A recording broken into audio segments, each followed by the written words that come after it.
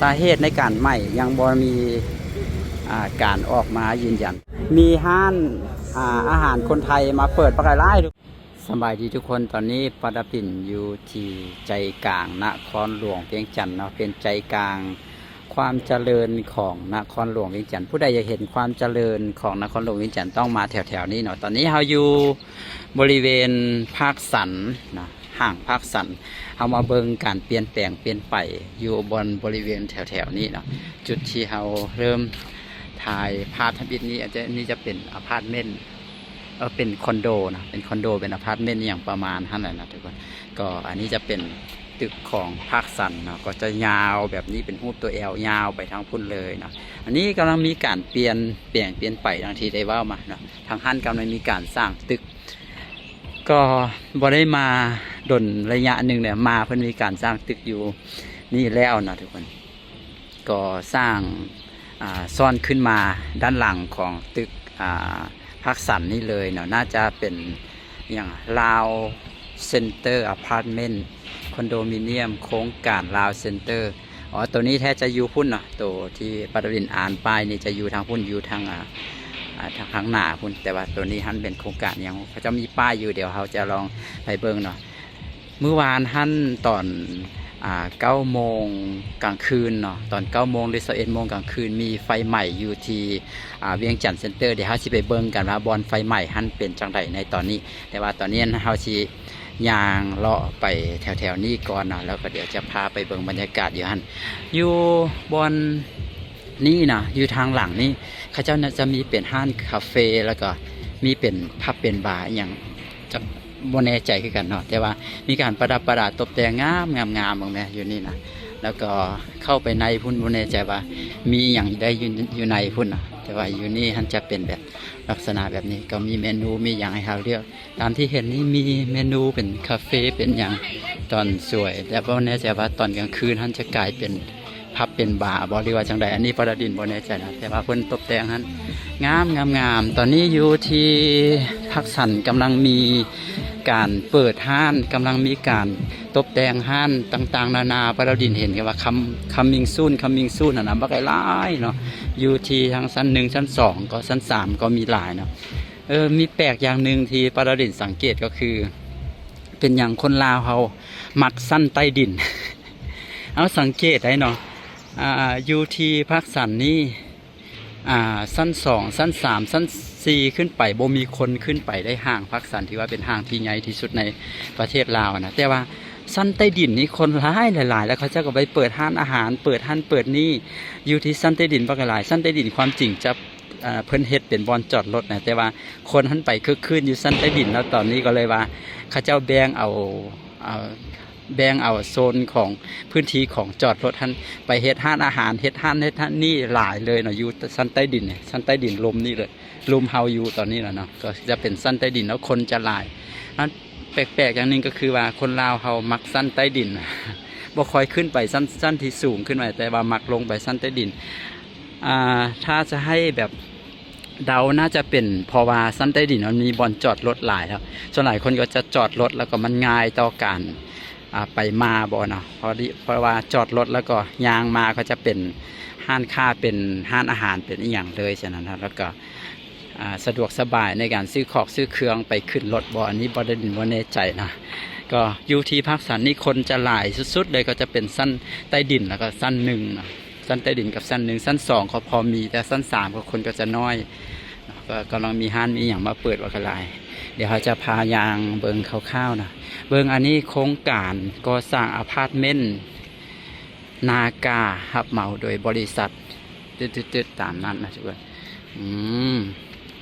ก็เป็นสร้างตึกขึ้นมาอยู่บนแบบนี้เลยนะเดี๋ยวลองจอบเบิ่งหน่อยหนึ่งจอบเบิ่งนี่คือว่าเพิ่นถมขึ้นมาบ่บนนี้นะแมนแท้เนาะเพิ่นถมขึ้นมาเลยเพิ่นถมขึ้นมาแล้วก็อันนี้น่าจะเป็นบอลคนงานคนเฮ็ดเวียกอยู่เนาะแม่นเนาะบอลคนเฮ็ดเวียกตึกนี้อยู่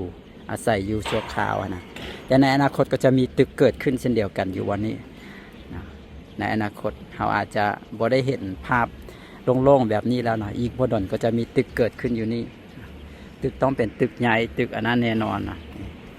อันนี้ก็บ่ฮู้ว่าจะจักสั้นเลยตัวที่เขาเจ้ากำลังสร้างอพาร์ตเมนต์นี่อันนี้บรรยากาศช่วงแรงๆตอนสวยหันคนร้ายหลายๆเนื่องจากว่าช่วงนี้หันอากาศร้อนเนาะอากาศร้อนคนก็จะบ่ค่อยไปเที่ยวสถานที่เปิดเพราะบันไดก็จะมาห่างกันเนาะโดยเฉพาะห้างภาคสันนี่คนมาหลายแห่งคนวัยรุ่นหนุ่มสาวคนผู้เฒ่าผู้แก่อย่างก็มาเนาะก็คนร้ายคนแน่นเลยห้างห้างคาเฟ่ห้างของหวานอย่างต่างๆนานาก็เต็มไปด้วยผู้คนประมาณนี้ทางหลังก็เป็นโซนแบบนี้เดี๋ยวเราจะเข้าไปเบิ่งด้านในเล็กน้อยก็มีขายเครื่องเต็มไปหมดเลยตอนนี้อยู่ที่สั้นหนึ่งเนาะสั้นหนึ่งนี่จะมีขายเครื่องโซนนี้ขายเครื่องหลายแห่งเลยก็มีห้างค้ามาเปิดเต็มไปหมดเลยนะสั้นหนึ่งก็ห้างค้าเต็มไปหมดเลย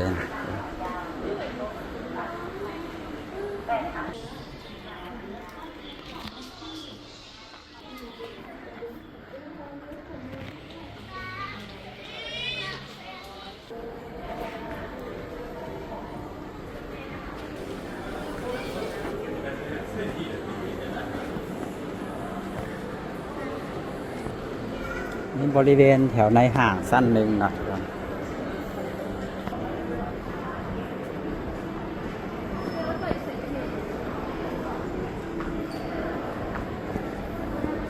มุกแต้มงามเลยนี่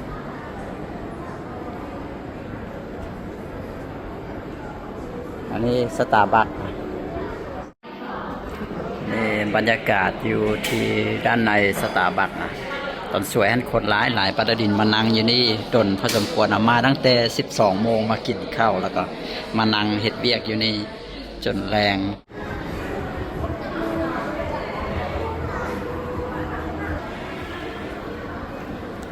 สั้นหนึ่งนี่คนก็จะหลายกับสั้นใต้ดินนะคนจะหลายสุดแล้วแต่ตอนนี้คนก็น้อยลงแล้วนะตอนสวยคนหลายคนแน่นเลยตอนสวยเพราะตอนแรงตอนนี้ก็5 โมงแล้วนะก็อากาศเย็นๆนะอากาศเย็นๆคนก็จะเริ่มกลับออกจากห้างไปแล้วก็ส่วนหนึ่งนะจะไปเลาะแคมป์ของเนาะบ้านนี้นะ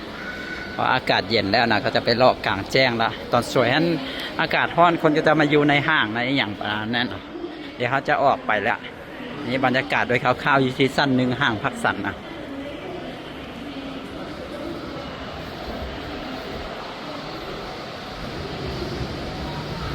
เอาออกมาทางนี้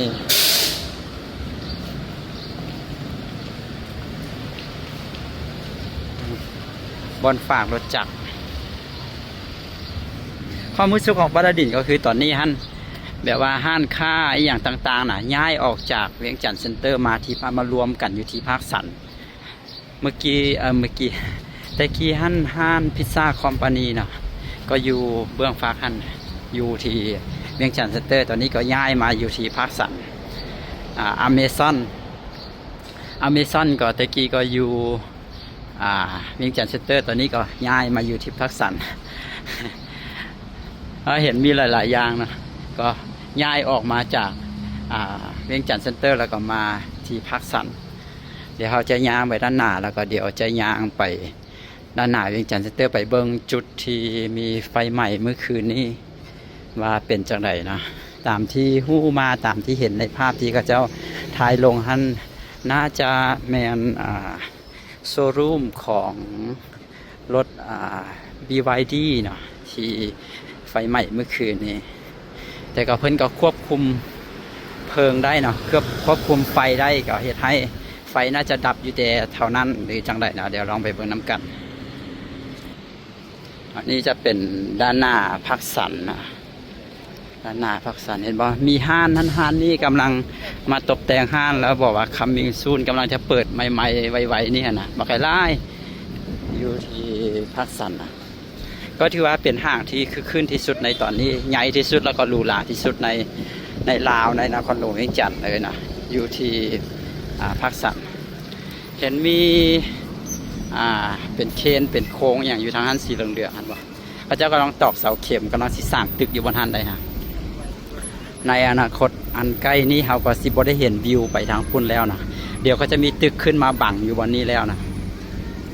บนภาพที่เราเห็นไปตอนนี้นะเดี๋ยวจะมีตึกขึ้นมาบังอยู่บนนี้อาจจะมีตึกยาวไปทางห้านนำนะบรรยากาศอยู่ที่ด้านหน้า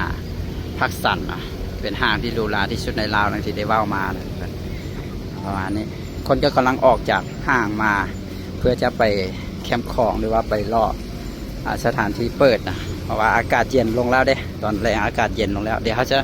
ย่างไปที่เวียงจันทร์เซ็นเตอร์นะเมืองฟ้าคุณเวียงจันทร์เซ็นเตอร์รถก็จะติดแดนเนาะนี่ถนนคูเวียงอยู่ที่ด้านหน้าห้างนี่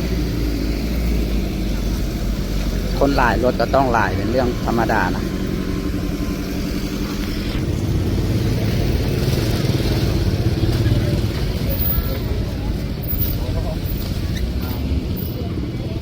ระหว่างพักสันกับเวียงจันทร์เซ็นเตอร์ก็จะมีคนยางข้ามไปข้ามมานะเพราะว่าเวียงจันทร์เซ็นเตอร์ยังมีโรงหนังนะ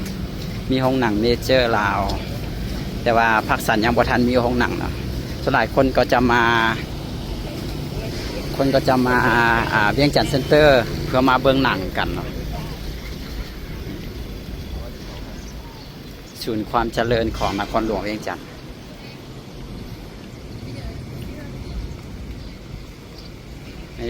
เด็กน้อยวัยรุ่นเขาเจ้ามาเบิ่งหนังพวกนี้เขาเจ้าเบิ่งหนังออกมาเมื่อไหร่ว่าช่วงนี้มีหนังอย่างเข้าแน่นะส่วนใหญ่ก็หนังก็จะเข้าไปตามหนังจากทั่วโลกอะไรนะวันเสาร์อาทิตย์จังสิคนก็จะมาเบิ่งหนังกันหลาย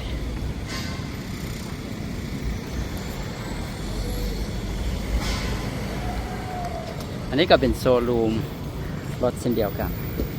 อันนี้เนาะที่ไฟใหม่เมื่อคืนนี้เนาะคนอันนี้คือไฟใหม่เมื่อคืนนี้ BYD นี่ไฟใหม่เมื่อคืนนี้โชคดีที่ว่าใหม่อยู่แต่ตัว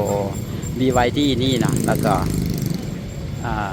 ควบคุมไฟได้นะไปให้ไฟบอลลุกลามไปบอลอื่นสาเหตุในการไหม้ยังบ่มีการออกมายืนยันเถอะนะว่าสาเหตุเกิดจากอย่างในการไหม้นะนี่ตัวนี้เลยเห็นบ่แก้วนี้ดำๆหมดเลยน่าจะเป็นไฟฟ้าดับวงจรบ่หรือจังไรอันนี้ก็บ่แน่ใจนะทุกคนแต่ก็โชคดีแล้วก็ประดินก็คิดว่าโอเคที่แบบมันบ่ได้ไหม้ไปใหญ่โตนะก็คือไหม้อยู่แต่อันนี้เห็นบ่จะเป็นควันดำๆเลยอยู่นี่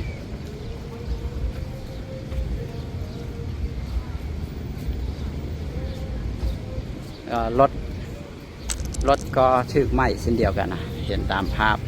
ว่าทางพุ่นพลมีงานได้เนาะด้านหน้าเวียงจันทร์ไลฟ์เซ็นเตอร์นะเดี๋ยวจะยางเลาะไปเบื้องตาหัน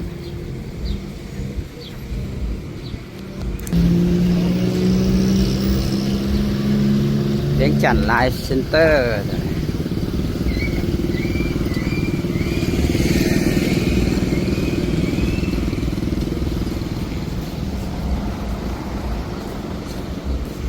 คึกคืนเลยแหละอยู่ด้านลุมท่านจะมีซูเปอร์มาร์เก็ตของโชคทวีเนาะคนก็จะไปซูเปอร์มาร์เก็ตกันทางลุมท่านเขาจะมีขัวข้ามไปหากันระหว่างเวียงจันทร์เซ็นเตอร์กับเวียงจันทร์ไลฟ์เซ็นเตอร์เนี่ยจะบนในใจว่าเพิ่นเปิดให้คนยางไปยางมาได้หรือเปล่าเขามีขายเครื่องเช่นเดียวกันได้อยู่นี่มีขายเครื่องเราเป็นเส้นทางยางลงไปทางหลังนะส่วนอันนี้เขาจะมีงานอย่างเขาป้ายงานน่าจะอยู่ทางพุ่นเบื้องฟ้าพุ่นบ่หรือจังไร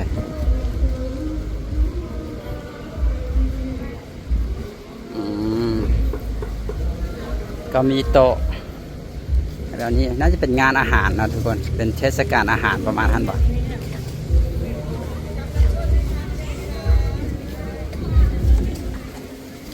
ตาแซ่บอยู่เลยปิ้งหอยปิ้งมะเขือเขามีขายอาหารเต็มไปหมดเลยทุกคนขายอาหารแล้วก็มีบนโต๊ะให้นั่งแบบนี้สามารถมานั่งกินได้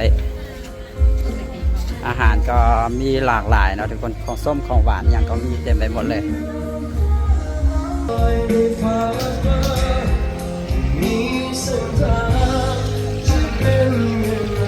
ข้าวหลามก็มีเนี่ยข้าวหลามบางราคา2,000 กีบโอ้ทุกคนคนก็หลายเลยคนก็หลายของขายก็หลายเนาะของขาย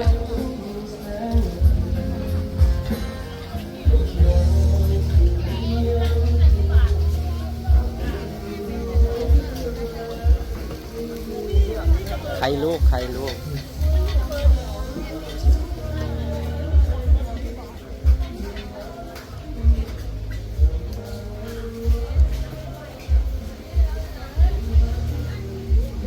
ของขายได้เดี๋ยวเขาลองยางเนาะเบิ่ง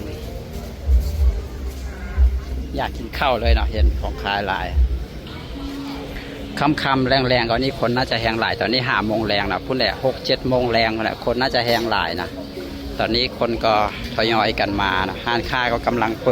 เริ่มเปิดนะหอย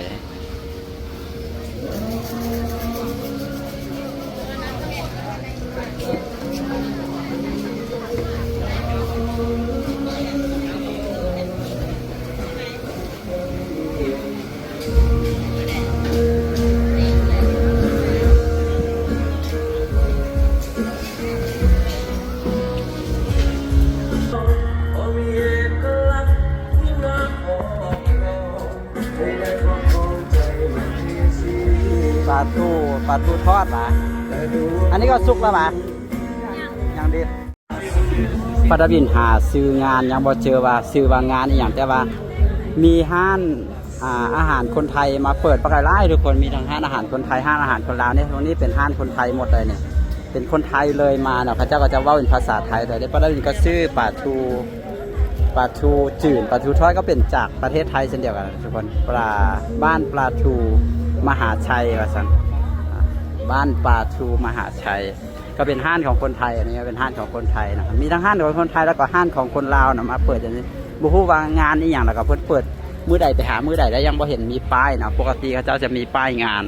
พอดีมายางรอแล้วก็เห็นก็เลยว่าถ่ายบรรยากาศให้เบิ่งนะความจริงจะต้องมีป้ายบอกว่าเป็นงานอีหยังประมาณนั้นแต่ว่าบ่เห็นมีป้ายก็เลยบ่ฮู้รายละเอียดแต่ก็เดี๋ยวขอจบวิดีโอนี้ไว้แต่เพียงเท่านี้นะทุกคนขอบใจทุกคนที่เข้ามาเบิ่งนะทั้งหมดนี่ก็คือบรรยากาศอยู่บริเวณแถวภาคสันเวียงจันทร์เซ็นเตอร์เวียงจันทร์ไลฟ์เซ็นเตอร์นะสิว่าเป็นศูนย์กลางความเจริญของนครหลวงเวียงจันทร์นะผู้ใดอยากเห็นความเจริญอยากเห็นความคึกคืนของคนลาวในนครหลวงเวียงจันทร์ต้องมาแถวนี้นะทุกคนเพราะว่าจุดนี้จะเป็นจุดที่เป็นความเจริญแล้วก็เป็นคนลาวค่ะนะแต่ถ้าเป็นโซนอื่นๆอย่างเซนซังเจียงจะเป็นความเจริญแต่ว่าจะเป็นคนจีนส่วนใหญ่เนาะอยู่ฮันแต่ว่าอยู่นี่ฮันจะเป็นคนลาวผสมกับคนจีนนำนะก็เดี๋ยวเขาจบวิดีโอนี้ไว้แต่เพียงเท่านี้ขอขอบใจทุกคนที่เข้ามาเบิ่งแล้ววิญญาณผิดพลาดประการใดก็ต้องขอโทษขออภัยเช่นเก่าเช่นเคยเนาะไว้พบกันวิดีโอต่อไปสำหรับวิดีโอนี้สบายดี